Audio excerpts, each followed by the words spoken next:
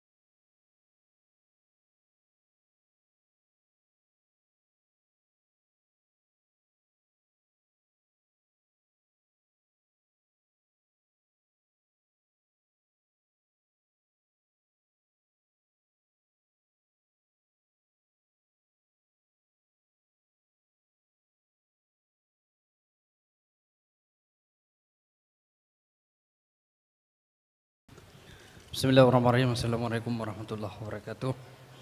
Terima kasih kepada Serambi Indonesia.